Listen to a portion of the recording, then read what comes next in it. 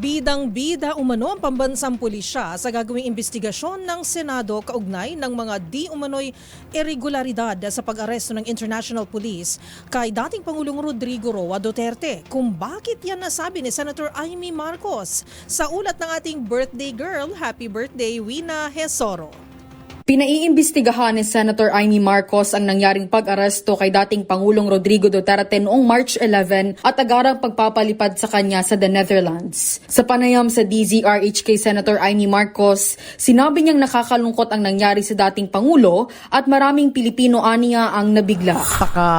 Emosyonal natin ngayon, maraming galit, maraming nag-iiyakan, hindi lang yung mga pro-Duterte na sinasabi, kundi halos lahat nabigla at first time naman ito mangyari sa buong kasaysayan ng Pilipinas. Na dinakip yung isang Pilipino, lalo tigit isang Pangulo at dinala sa ibang bansa, kaya lahat tayo tuliro. Ayon kay Senator Amy, mas mabuting imbestigahan ang nangyari sa dating Pangulo. Mas maigi siguro imbestigahan para alamin natin kung ano talaga ang nangyari, kung tama ba, kung ganito ba talaga ang proseso, talaga bang isinantabi yung ating mga korte at baliwala na yung ating hudikatura. Pwede ba talagang mangyari ito? Talagang kinilala at pinagtanggol ang karapatan ng bawat isa.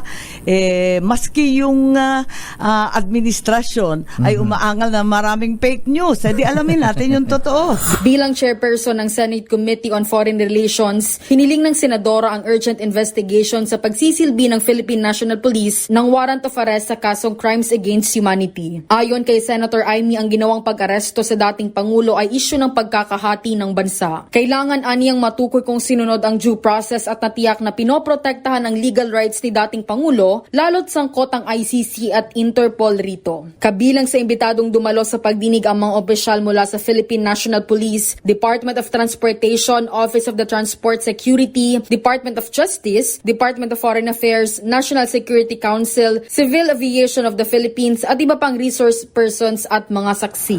Siyempre yung starring, yung PNP. PNP. Oo, bidang-bida doon. Tapos yung mga prosecutor, di ba, nandun din.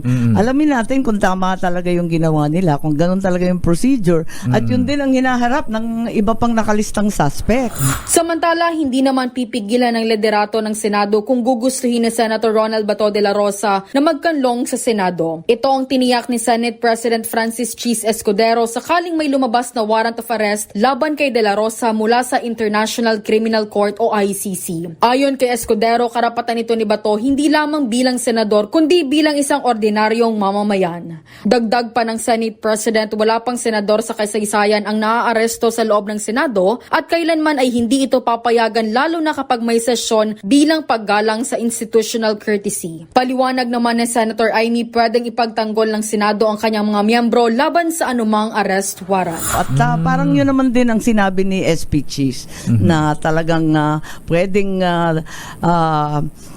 ipagtanggol ng Senado ang kanyang mga miyembro laban sa anumang arrest warrant. Para sa MBC TV Network News, ito si Wina Hesoro ng DZRH. Una sa Pilipinas, una sa Pilipino.